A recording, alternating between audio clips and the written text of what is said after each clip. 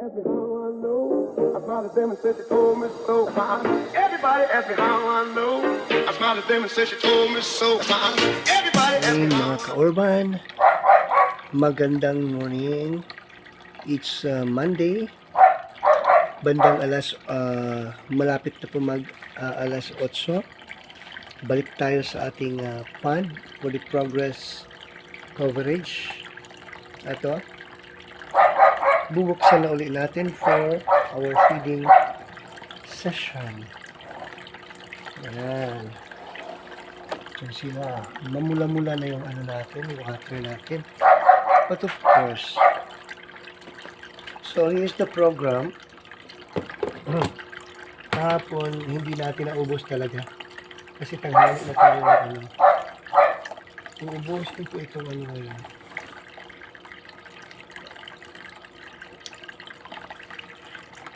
Ito yung 1/3 ng 1 cup. So, ang isang cup ay hinahati sa 3. Ito siya ang isang parte, no? Pakakainin na natin ang ating mga hito.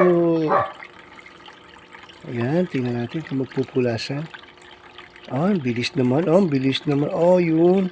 Wow. Oh, gulo na sila, oh. Nagugutom talaga.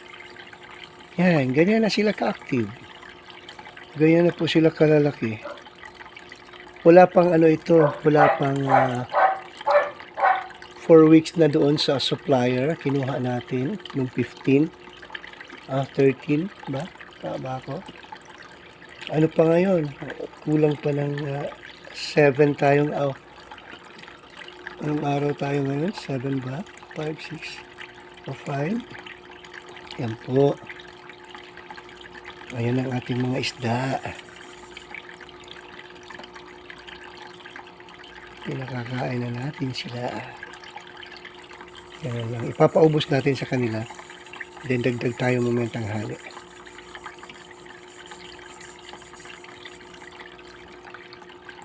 Tayo guys, kung gaano sila ka. So far yung pump natin. This day, magpapalit din tayo ng water. Ang daming activities today guys. Ang daming activities kasi bibili ako ng sealant. Yung mga butas po ng ating aquarium o aking refrigerator na pool para malagyan na natin ng tubig para mailipat natin itong iba. Schedule ko pa nga today magpa-file tayo ng hollow blocks doon sa parang gate natin, pero tignan natin kung anong kaya lang ng oras natin, ha, kasi mahirap din. Ayun yung mga hito natin, oh. Wow.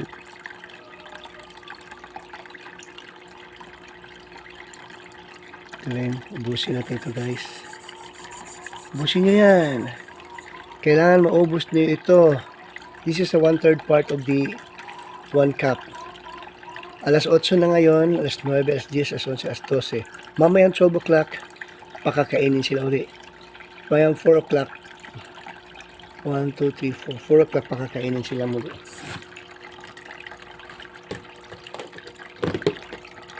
Napansin ko lang sa kanila ay ito nga, documentation nga ito na sa napansin ko lang dito ay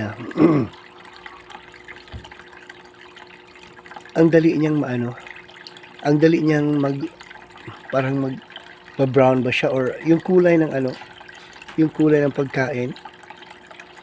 Pero napakaliksi nila, in fairness, napakaliksi nila. Siguro lang tawag dito, sa food talaga yan. Kung meron na tayo, ito yung pump na ginagawa ko, ililipat natin. Ito na yung bagong pump ko. Yan, bago yan. Binili natin kahapon ng 495. So bibili ako ng ngayon, sealant para sa tawag dito. Itong gagamitin nating lipat tayo ng angle para maipakita natin. Yan. May mga butas kasi yan. Nilinis ko yan kahapon. Tinanggal ko yung mga connections ng mga wirings. Yan. Didikitan natin para hindi lulusot yung water, no? So, ayan. Nilinis na ni Sol yung paglalagyan natin pero hindi ko pa rin gagawin yung ano kasi gusto ko kasi maisemento ko na. Balikan natin ang ating mga hito guys. Ayan. Ayan. Gaano sila ka-active.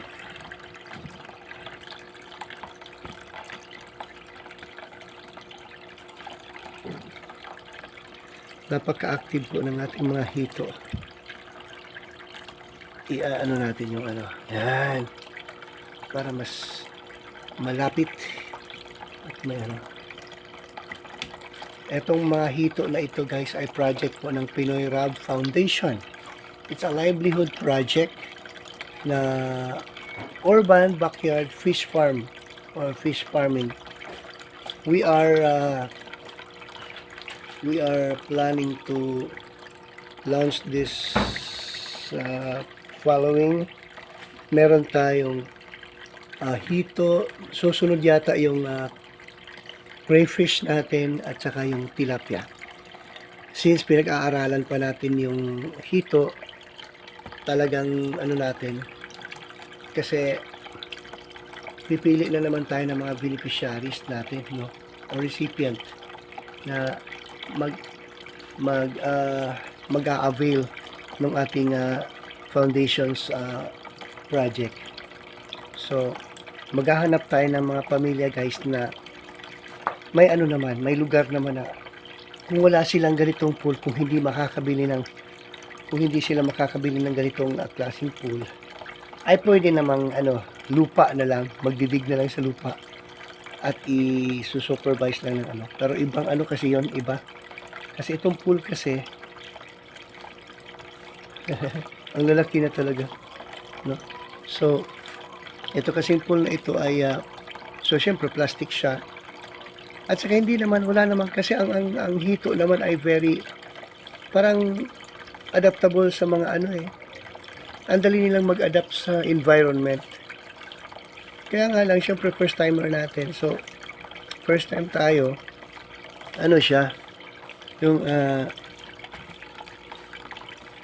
may mga bagay na nakakatakot, may mga bagay na nakaka-excite, may mga bagay din na nakaku-confuse ka, katulad nung kinakain ba talaga ng mga malalaking catfish or hito yung mga maliliit nilang kasama. Kasi nung maglinis ako nung una, may nakikita akong mga maliliit talaga na bungo ng ng isda o ng kasama nila. Nung si Sol naman ay maglinis din, nakakita rin siya ng ng bungo. Twice ng experience namin na ganun. So ano kaya talaga? Kaya ayun.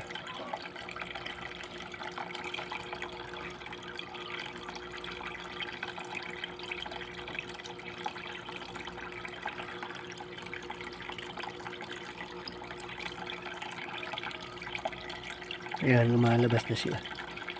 Kumakain na. Ayan. So, guys, ito na yung progress natin this month, no? December 5 ba?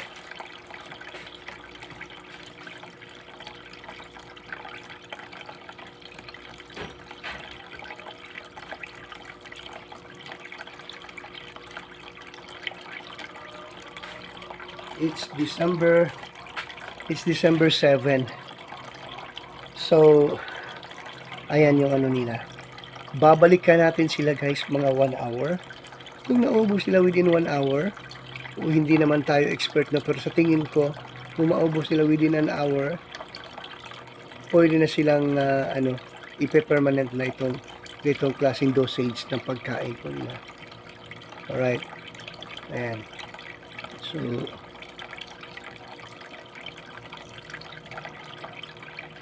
may mga tanong kasi, yung yung crayfish ba, ma-smell ba nila yung yung bango ng pagkain? Siguro. Sige nga, comment nga kayo below Kung ang ano ba, ang crayfish, ang catfish ba or ang hito po ba ay nasa-smell nila ang amoy ng kinakain nila? Yeah, magandang tanong po yan. No? At saka pangalawang tanong, totoo ba talaga na ang catfish o ang ating hito ay kinakain nila yung mga maliliit nilang mga kasamahan? Sa tingin ko, ewan ko lang ha, kasi hindi naman sila nagugutom eh. Always feeding them. Marami tayong pinapakain nga eh. But so far, yung kinakatakutan ko, hindi pa nangyayari. Yung may mamamatay sa pagpapakain kasi na overfeed. No? Wala pa naman so far. Or baka ganyan, no? Baka yan ang kadahilanan nung may namatay dito. Pero walang makapagsabi. Kasi kung namatay lang, ano yan eh, lilitaw yan eh. Lilitaw at lilitaw yan. Pero wala kang makikitang namamatay dito. Or baka sa ilalim lang. Pero kung sa ilalim lang, imposible yun. Kapag ka namatay yung isda, lilitaw at lilitaw. Kasi yung mga pellets na kinakain nila, yung feeds, yan nga, floating feeds nga yan eh. So, ibig sabihin kung kinakain nila yan, lilitaw talaga yan. So, maraming mga katanungan. Tatlong tanong yun ha. Unang-una, na-smell ba nila yung yung food nila? Pangalawa, ano yung pangalawa natin question kanina? Na tawag dito.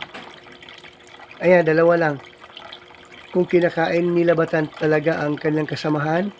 Ang pangalawa ay kung namamatay ba sila sa overfeeding. Yan guys, please comment down below or comment doon sa baba para naman maano natin yung ating matutukan natin. At saka kung may mga alam kayo, please help us, no? Please help us understand the nature of this species. Kasi need din namin ang mga ganong mga pananaw. We really need it. Ayan.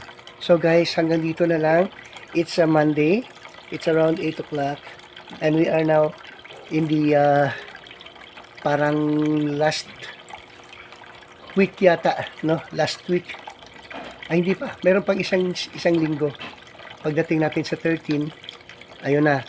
Isang na sila. So, mag-change na tayo ng pagkain unti-unti for the grow up. Ngayon feeds is for the pa ito eh, fingerlings pa itong mga feeds na to eh. So, papalitan na natin ito by next week. So, iyan lang muna guys, mga ka-urban. Salamat sa panunood. Please comment and suggest. And of course, subscribe kung maaari. Maraming salamat po. Everybody asked me how I know. I smiled at them and said she told me so. Everybody asked me how I know. I smiled at them and said she told me so. Everybody asked me how I know.